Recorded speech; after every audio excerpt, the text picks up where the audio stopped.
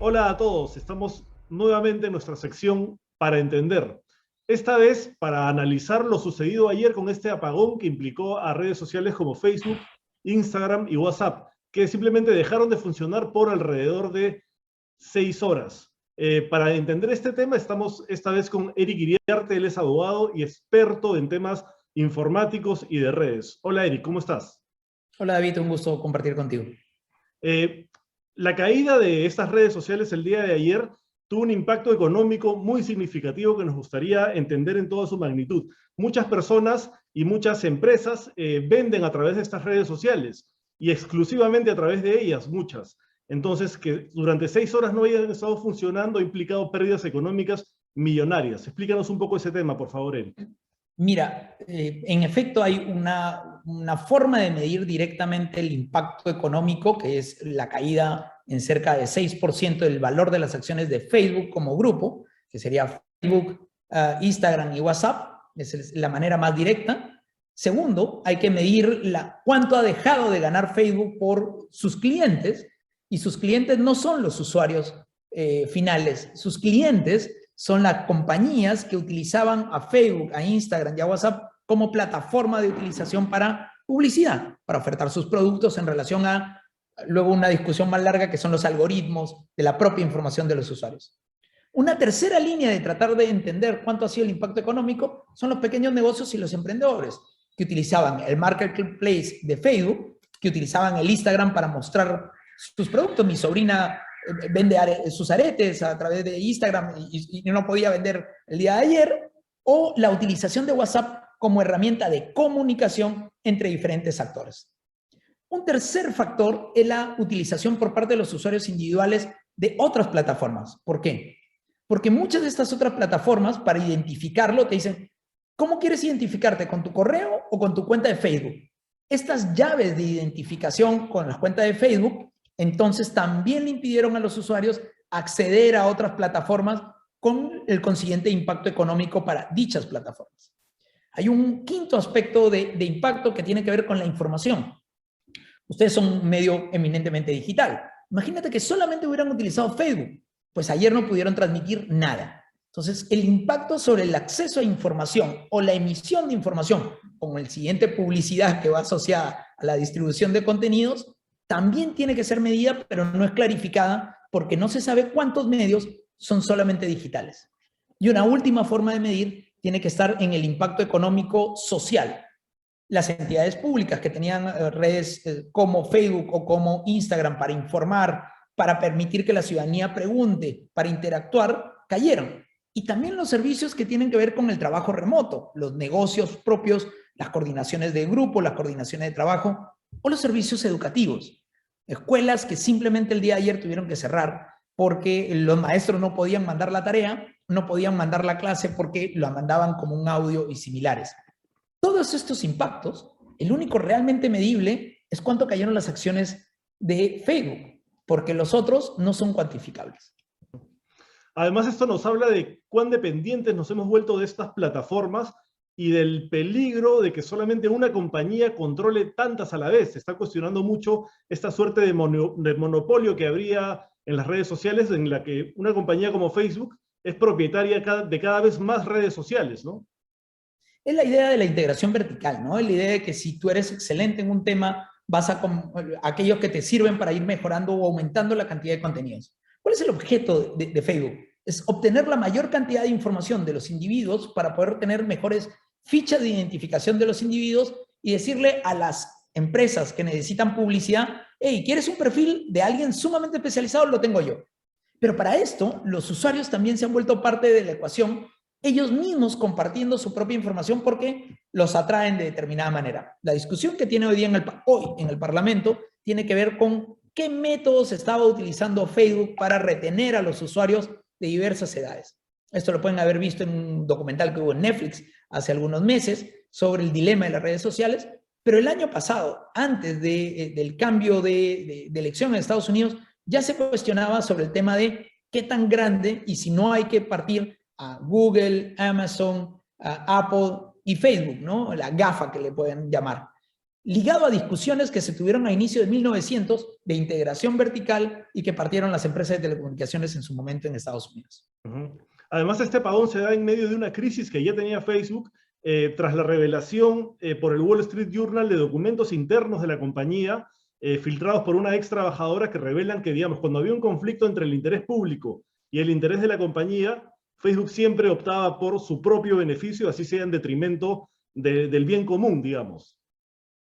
Esta discusión es la que te decía hoy día, que hoy día en la mañana se ha presentado además la whistleblower, ¿cuál sería? La informante, hoy día estaba dando su testimonio y entre otras cosas decía, oye, aquí hay todo un monopolio detrás que en realidad lo que busca es acumular. Facebook es el cuarto país del mundo si lo midieras en cantidad de población. La cantidad que se tiene y manejada como si fuera una autarquía. Y dentro del marco legal norteamericano que permite muchas de estas cosas, pero ciertamente que ya están diciendo, oye, hay mecanismos que controlar porque no puede ser una autarquía funcionando dentro de un país democrático y que además tiene un impacto global. Si hubiera sido la caída de una aplicación, por ejemplo, que solamente le servía a un estado en Estados Unidos o el mismo Estados Unidos, bueno, quizás el impacto no haya sido. La caída de ayer impactó a todo el mundo por igual. La caída sobre todo de WhatsApp ha sido crítica, pero del otro lado tienes qué es lo que quieren los usuarios. Quieren soluciones gratis, aparentemente. Entonces, al final la pagas con tus datos, la pagas con tu información, la pagas con tu utilizar la plataforma. Bueno, ayer ningún usuario haya podido ir a su oficina de defensa del consumidor y decir, se cayó, devuelve mi dinero, o la inversión que no logré obtener, o el dinero que no pude ganar. ¿O qué van a decir las escuelas sobre la utilización, ¿no? Además, digamos, estos temas ya se han discutido en el Congreso de los Estados Unidos. Legisladores han intentado ya regular Facebook, tanto por el tema que señalas del uso de datos privados de sus usuarios, como por este tema de la proliferación de fake news, ¿no? Que Facebook, digamos, su algoritmo lo que hace es muchas veces confirmar tus propias creencias y eso está generando una suerte de polarización que finalmente puede afectar a la propia democracia. ¿Tú consideras que se debe regular o que es mejor una autorregulación que hasta el momento no estamos viendo, ¿no? Es una de las discusiones más importantes de la declaración de Salta de la Sociedad Interamericana de Prensa. Parte de la premisa de que la información, la libertad de expresión que tienen los usuarios tiene que ser resguardada porque además es un derecho humano y una garantía constitucional. Las responsabilidades por la información que pueda tener fallas o que pueda ser fake news o que pueda tener vienen posteriores.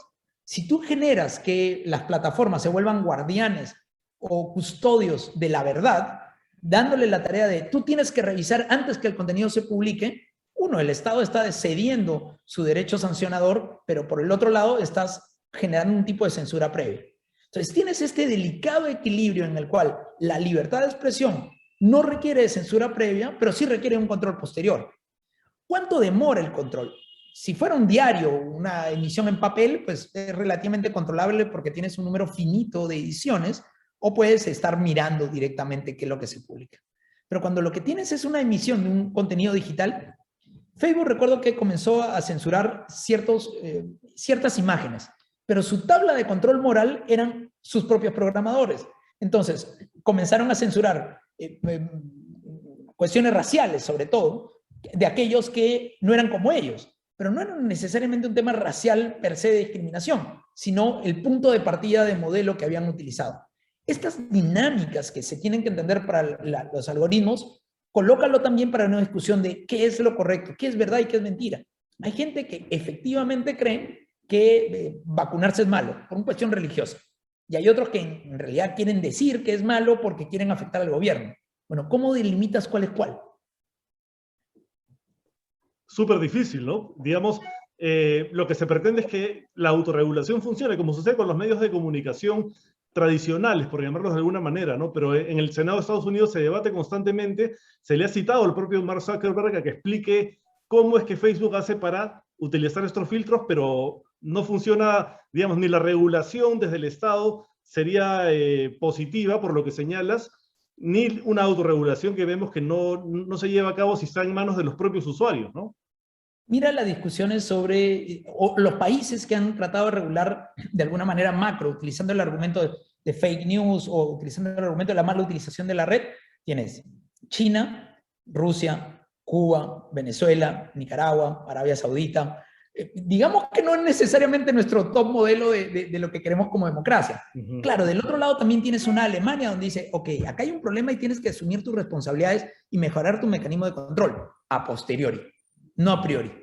Esa discusión es una discusión crítica sobre libertad de expresión. Por eso es que el Congreso de Estados Unidos ha dicho, sí, es cierto, hay que generar mecanismos de control, pero no podemos vulnerar un principio que es cuánta gente, cuánta información se puede validar o se puede contrastar buena.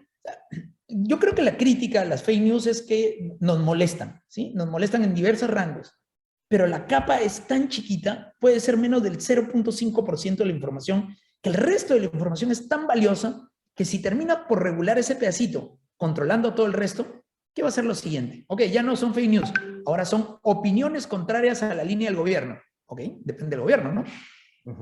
Bueno, ahora nos gustaría que nos explicaras qué es lo que se sabe sobre por qué se cayó, por qué fue el apagón. Hay un montón de teorías, incluso se habla de un ataque cibernético. ¿Qué pasó? Porque además llama la atención que coincida con esta crisis política que está teniendo la compañía en este momento. A ver, aunque parezca sumamente sencillo, tiene una implicancia muy grande.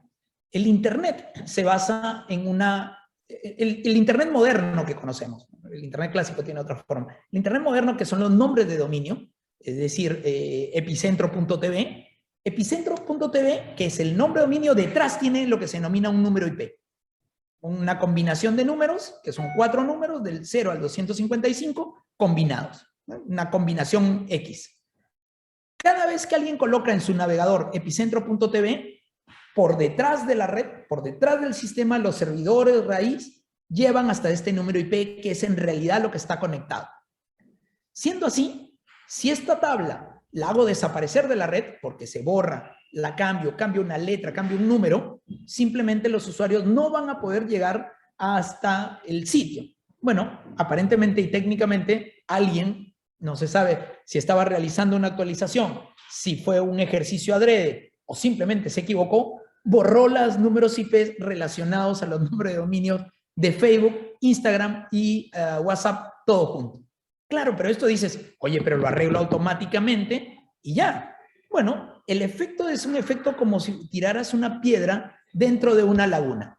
Siendo así, esto comienza a generar ondas y hasta que llegue al final no se calma. El cambio nuevo que haces, a su vez, tiene impacto sobre toda la estructura subsiguiente. Y por eso se demoró casi 12 horas en recuperarse a nivel global. Leí en las redes que Anonymous ha atribuido también este hecho, ¿no? Si Anonymous ha sido el que borró la tabla, van a tener que hacer una investigación y entonces pasamos de un error humano a un tema de ciberseguridad. Que hayan llegado hasta la tabla matriz donde estaban estos datos es cuestionable y además se va a tener que demostrar. ¿Posible? Posible. Técnicamente todo es posible.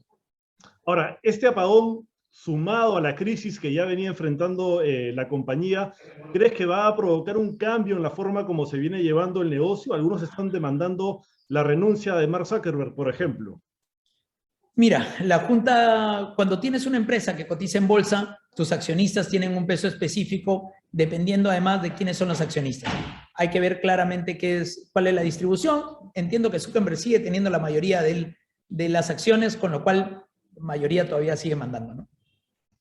Bueno, lo que se dice finalmente es que más que un gobierno que regule las redes, la exigencia de una regulación tendría que venir de parte de los usuarios, ¿no? Que los usuarios se empoderen de alguna manera y exijan que se protejan sus datos, etc.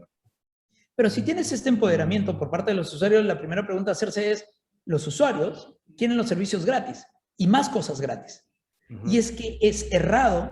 Si quieres una de las grandes mentiras modernas, he leído los términos y condiciones. Todo el mundo quiere tener la última red, pero ni siquiera leen los términos y condiciones. Y ahí dice claramente que tú aceptas que tus datos sean transferidos. O sea, uno mismo luego quiere reclamar por lo que no leyó. Entonces, en países, sobre todo, que tienen regímenes contractuales donde el contrato tiene un peso específico, pues te van a decir, oye, pero tú mismo tenías que haberte dado cuenta. Es que no me leyeron bien el contrato. Hubieras leído bien el contrato, ¿no? Esto además pasa con diversas plataformas a nivel global. Hay lugares que son más garantistas y dicen, no importa, tienes que dárselo con dibujitos. Bueno, habrá que hacer de esta manera. Pero también hay una responsabilidad por parte de los usuarios. Esto no es el inicio del Internet en el año 94, el inicio de la web, si quieres ponerla así, ¿sí? Esto ya son 20 años después, 30 años después. O sea, no se pueden utilizar ese tipo de argumentos de no sabía lo que estaba haciendo. Claro, además, uno puede pensar que estos servicios son gratuitos, pero en realidad uno está pagando por ellos con su propia información, con nuestros datos. Y como señalaba este documental que mencionas, El dilema de las redes sociales, el producto es el usuario, ¿no? Cuya información luego es vendida para términos de publicidad. Y el usuario lo sabe. Ojo, el usuario lo sabe completamente, pero llega un momento en el cual comienzas a hacer like en los hobbies, like en los contenidos de los otros, pones tus propios contenidos. Depende mucho de la utilización de la persona. Como parte de la discusión es qué plataforma utilizas para qué, ¿no? Twitter es evidentemente una plataforma de conferencia de prensa de políticos de manera permanente. ¿Por qué? Porque saben que los periodistas que están ahí los van a leer y los van a rebotar. ¿Por qué? Porque es un circuito. A la prensa le interesa sobre todo una herramienta como Twitter, pero probablemente a los que hacen consumo les interese más una herramienta como Instagram o una herramienta como Facebook con el Marketplace. Va a depender mucho de cuál es la utilización. ¿Qué le interesa al Estado? Al Estado le interesa informar a la ciudadanía. Si es así, van a tener que utilizar todas las redes. ¿Qué le interesan a los más jóvenes? Los más jóvenes están en TikTok, están en otras herramientas. Y ahí entran las discusiones detrás de quién es el dueño de la herramienta detrás, ¿no? La acusación de TikTok en realidad es el gobierno de China, ¿no? Etcétera. Bueno, definitivamente las redes sociales no son buenas ni malas per se, ¿no? Son una herramienta y como tal depende del uso que le demos. La tecnología es así. La tecnología no es buena ni mala, pero tiene la carga del usuario y el problema es que si el usuario no está formado adecuadamente, nos enfrentamos a las cosas que vemos, ¿no? Muchas gracias por la explicación, Eric. Mucho gusto tenerte en este para entender. Nada, un gusto y cuídense. Chao, chao. Chao.